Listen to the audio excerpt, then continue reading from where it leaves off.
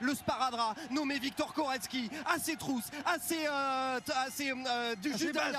basse, c'était le mot que je cherchais. Et l'attaque de Viktor Koretsky, il reste 3 minutes de course environ. Koretsky qui est en place une, Cyril, il est en train de faire la différence sur Thomas Pidcock.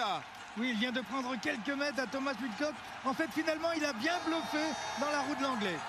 Quelle ambiance avec vous. Sur leur vélo, tous les deux en danseuse, en train de fournir leur effort. Arnaud Souk, il a pris quelques mètres, le Français. Ouais, c'est incroyable, elle est bien négociée ce tremplin. Il reste 3 minutes de course. Une folie pure, une folie hallucinante est en train de s'emparer ici de la colline de la revanche, la colline d'Elancourt, où comme hier, les supporters bleu, blanc, rouge sont en train de gagner la ligne d'arrivée. Vous entendez peut-être derrière moi Léa et Victor. Victor ne tardera plus à surgir dans quelques minutes. Maintenant, moins de 2 minutes sans doute, Viktor Koretsky, il aura ce petit pont canadien, ce petit pont en bois à franchir, un dernier virage là-bas sur la gauche et peut-être le Graal, Cyril, au bout de tout ça.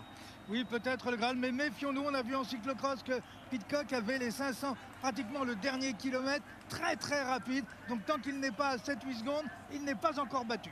Il n'est pas encore battu, effectivement, Thomas Pidcock. On attend évidemment d'avoir un écart qui serait significatif. En tout cas, quelle accélération placée par Viktor Koretsky qui, depuis un tour et demi, Cyril, était resté dans la roue de Thomas Pidcock. On entend la Marseillaise qui est en train de surgir, qui est en train de sortir du ventre d'Elancourt en ce moment pour accueillir peut-être dans quelques instants en héros complètement glorieux Viktor Koretsky. Ça serait la surprise du chef, l'ouvreur qui est en train de passer. Il est où Viktor Koretsky? Il ne va pas tarder à arriver. Il s'est fait rattraper par Pidcock désormais qui lui est repassé devant. Ça va être une lutte de toute beauté entre les deux, Cyril.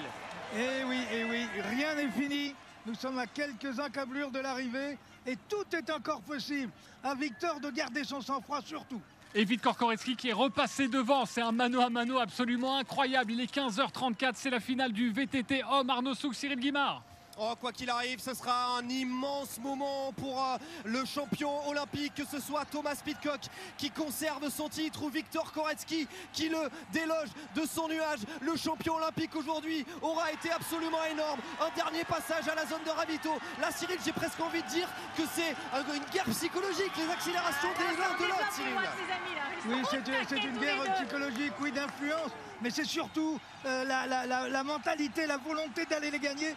C'est celui qui a le plus envie qui va pouvoir franchir la ligne en premier. Arnaud, tu vas l'avoir ton sprint, ça va être un sprint à deux, mais tu vas l'avoir. Le pont canadien pour Viktor Koretsky avec dans sa roue Thomas Pidcock. Qu'est-ce qui va se passer? Comment cela va s'enflammer ici du côté d'Elancourt? Quoi qu'il arrive, c'est une médaille pour l'équipe de France. On espère le plus beau métal. Il va surgir dans quelques instants.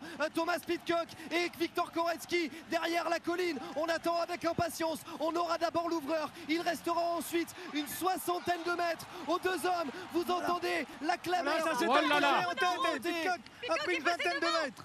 Et effectivement, Pidcock est en train de passer devant avec Viktor Koretsky qui est juste derrière. Ça sera sans doute l'argent. C'était vraiment un mano à mano incroyable entre les deux hommes. Allez Victor, il faut y aller quand même pour cette médaille d'argent. Viktor Koretsky, qu'est-ce qui s'est passé? Ah oui, c'est sur une partie un petit peu plus technique. Ah oui, les deux hommes ont failli. Et oui, ils ont failli tomber. Il a failli le faire chuter, le Britannique. Il a failli faire chuter le Français. De l'arbre. Qui est revenu, j'imagine que...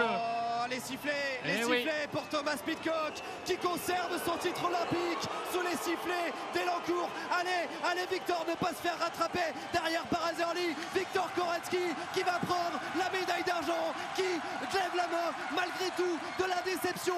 On l'a senti pour Viktor Koretsky, mais voilà, enfin un Français qui monte sur un podium olympique. C'est le premier depuis Julien Absalon dans les années 2000. Cela faisait une éternité pour l'équipe de France masculine de VTT qu'un Français n'était pas monté sur le podium. La médaille elle est belle malgré tout. Viktor Koretsky, vice-champion olympique aujourd'hui à Elancourt.